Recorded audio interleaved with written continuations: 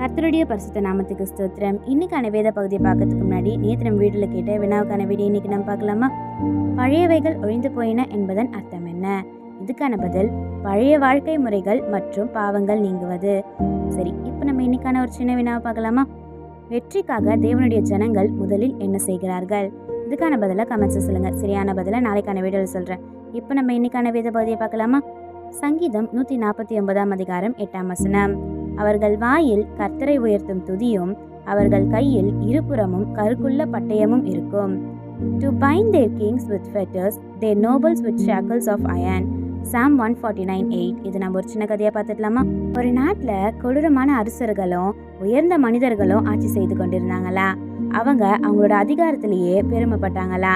ஏழைகளின் அழுகைய அவங்க கேட்கலையா. உண்மை சொன்னவர்களை அவங்க அமைதியாக்கி விட்டாங்களா. அந்த நாட்டில் மிரியம் சொல்லிட்டு ஒரு சிறுமி இருந்தாளா. அவளுக்கு செல்வமும் இல்லை, அதிகாரமும் இல்லை. ஆனால் அவளுக்கு இருந்தது ஒரே ஒரு நம்பிக்கை மட்டும்தானா. ஒவ்வொரு இரவும் ஒரு நாள் நீதி வரும்னு சொல்லிட்டு அவள் தேவனை நோக்கி ஜெபித்தாளா. ஆண்டுகள் கடந்து போச்சா. அநியாயம் அதிகரித்ததா. அரசர்கள் எங்களை யாரை தடுக்க முடியாதுன்னு சொல்லிட்டு நினைத்தாங்களா. ஆனால் ஒரு நாள் எல்லாமே மாறுச்சான். மக்களிடத்துல ஒரு விழிப்பு வந்துதா. முன்னாடி பயந்தவங்க இப்போ ஒன்றிணைந்து நின்றாங்களா. உண்மை வெளிச்சமா வெளிப்பட்டுதா. அரசர்களின் பொய்கள் எல்லாமே வெளிச்சத்துக்கு வந்துதா. முன்னாடி மற்றவங்களை சங்கிலில கட்டினவங்க இப்ப அவங்க செய்த செயல்களுக்கு பதில் சொல்ல வேண்டிய நிலைக்கு வந்தாங்களா. அவங்க அதிகாரம் கலைந்ததா.